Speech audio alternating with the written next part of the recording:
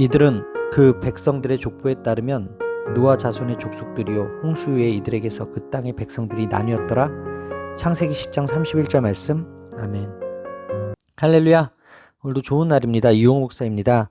오늘의 원포인트 묵상 본문은 창세기 10장 31절 말씀입니다.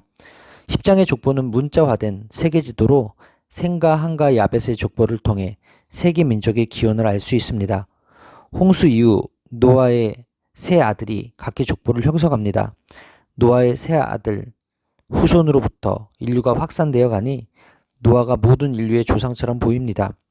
언급된 후손들의 인종과 위치를 정확하게 확인할 길은 없지만 야벳의 후에는 소아시아 쪽으로 뻗어나간 유럽 인종을, 함의 후손은 에티오피아를 거쳐 확산된 아프리카 쪽 인종을 연상하게 합니다.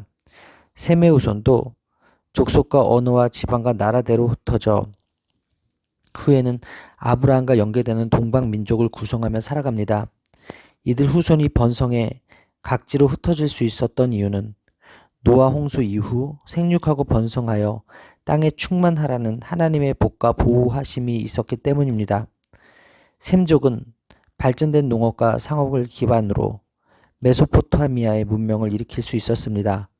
그리고 하나님은 바로 그곳에서 아브라함을 준비시키시고 인류 구원의 섭리를 시작하셨습니다.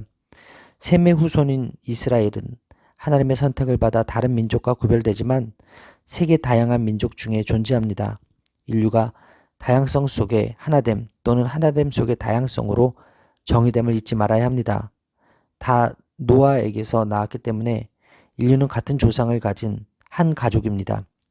하나님이 사랑하신 이 세상입니다. 그러나 노아의 세 아들에 불리는 우리가 사는 세상의 현실이기도 합니다. 민족과 나라의 나님을 기본 단위로 해서 역사가 진행됩니다. 내 민족을 사랑하는 것이 이웃사랑의 기본인 이유가 여기에 있습니다. 하나님은 이스라엘만의 하나님이 아니라 온 세상의 하나님이십니다.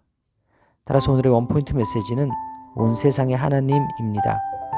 오늘의 삶의 적용 포인트는 오늘도 온 세상의 하나님의 주권을 인정하며 살겠습니다입니다. 인류 역사는 하나님의 구속 계획과 섭리의 손길이 구체적으로 나타나는 현장입니다. 세상은 하나님 은혜로운 돌보심 아래 있습니다.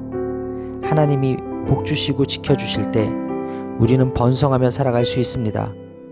하나님 백성은 세계와 동떨어진 존재가 아니라 세계 속에 공존하며 살아갑니다. 이스라엘뿐만 아니라 모든 민족이 하나님의 돌보심을 받고 있습니다. 비록 인간의 죄로 인해 세상에는 소망이 없지만 하나님이 구원 역사를 이끄시기에 믿음으로 살아가야 합니다. 셈은 하나님의 언약을 신뢰함으로 믿음의 계보를 이어가는 영광을 얻었습니다. 그러므로 우리는 삶에 내재된 하나님의 섭리와 뜻을 발견하는 데 힘쓰고 매 순간 하나님의 주권을 인정하는 겸손한 신앙을 가져야 합니다. 기도하시겠습니다.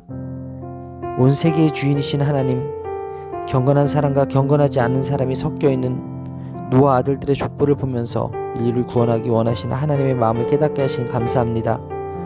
모든 족속과 나라에 관심을 갖고 계신 하나님 아버지 마음을 가지고 제가 할 수 있는 대로 선교에 동참하게 하여 주옵소서. 무명한 자 같은 셈의 후손을 통해 예수님이 오셨음을 기억하며 하나님 자녀라는 긍지를 갖게 하여 주옵소서. 이 모든 말씀 살아계신 예수 그리스도의 이름으로 기도합니다. 아멘. 할렐루야. 오늘도 최고의 복을 받았습니다.